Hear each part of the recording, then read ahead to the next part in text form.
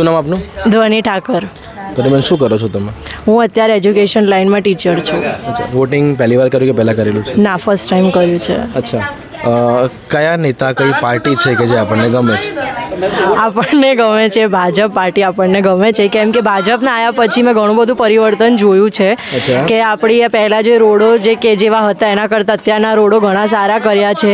જે વુમન એમ્પાવરમેન્ટમાં ઘણું આગળ ભાજપે જે છે ચાન્સીસ આપેલા છે લેડીઝને, એના માટે હું વધારે ભાજપને અચ્છા, નેતા મને પસંદ છે. તમે એજ્યુકેશન લાઇનમાં છો એટલે પ્રાઇવેટ સ્કૂલમાં છો? પ્રાઇવેટ સ્કૂલમાં છું.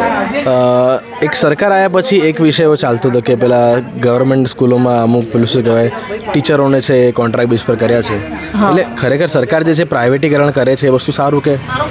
ના, સારું છે. પ્રાઇવેટ ગવર્મેન્ટમાં તો કરે છે, એવું પ્રાઇવેટમાં બી આવશે પછી એવું ઈચ્છા છે. પણ શિક્ષણ વિભાગમાં પરિવર્તન આવ્યું છે. શિક્ષણમાં ઘણો પરિવર્તન આવ્યો છે.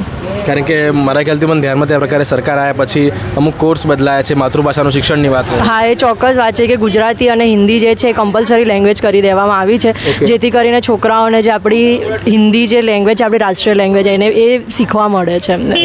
CBSE ICSE બધી સ્કૂલોમાં હિન્દી કમ્પલસરી હવે કરી દીધું છે. ઓકે, આપનું શું નામ છે પ્રભુ? મીત દવે. એટલે શું કરો છો તમે? હું મેક્સ લાઈફ ઇન્સ્યોરન્સમાં ડેવલપમેન્ટ મેનેજર છું. અચ્છા, વોટિંગ પહેલાં કેટલી વાર કર્યું હશે? મેં આની પહેલાં 2 વખત વોટિંગ કર્યું છે. લોકસભામાં પહેલી વાર કે પહેલાં કર્યું છે? ના, પહેલી વાર લોકસભામાં. અચ્છા, કઈ પાર્ટી તમને આમ છે કે ભાઈ આને વોટ આપો છો, આ ગમે છે? વોટ તો જે તમારા શું કહેવાય તમારા નજીકના ઉમેદવાર હોય, તમને જે લાગતું હોય કે જે વ્યક્તિ તમારા માટે સારું કામ કરવાનો છે, તમારી આજુબાજુના રહેવાવાસી લોકો માટે સારું કામ કરવાનો છે, એવા વ્યક્તિને વોટ આપવો જોઈએ. તમને કઈ પાર્ટી કયા નેતા તમને ગમે? આમ એવું કંઈ છે નહીં કે મને કોઈ નેતા ગમે. જે નેતા સારું કામ કરે એ આપણી વચ્ચે એક સારો નેતા છે, જેમ કે નરેન્દ્ર મોદી એક સારા નેતા છે. તમે કહી દીધું કે ભાઈ ભાજપ ગમે છે. હા. તમે જ્યારે નરેન્દ્ર મોદીની વાત કરી ઇન ધ સેન્સ કે તમે ભાજપને વોટ કર્યો એવું ધ્યાનમાં આવે છે. નરેન્દ્ર મોદી ભાજપ શા માટે? કેમ કે આપણે શું કહેવાય આપણી કન્ટ્રીનું ખાસું એવું ડેવલપમેન્ટ, ઇકોનોમિક ડેવલપમેન્ટ બહુ ફાસ્ટ વધી ગયું છે. આપણું GDP ગ્રો થઈ રહ્યું છે. સરકાર આવ્યા પછી શું કહેવાય રોડ અને ઇલેક્ટ્રિસિટીની કનેક્ટિવિટી આખા ગુજરાતમાં વધી રહી છે અને હવે ઇન્ડિયા સ્તરે બી શું કહેવાય ભારતીય જનતા પાર્ટી સારું ડેવલપમેન્ટ કરી રહી છે. અમદાવાદના લોકલ ડેવલપમેન્ટને શું? અમદાવાદનું લોકલ ડેવલપમેન્ટ સારું છે. અહીંયા ઘણી બધી જગ્યાએ સ્કાય સ્ક્રેપર બની રહ્યા છે. શું કહેવાય દરેક જગ્યાએ તમને રોડ સારા મળે, બ્રિજીસ છે, કનેક્ટિવિટી માટે BRTS છે, મેટ્રો બની છે.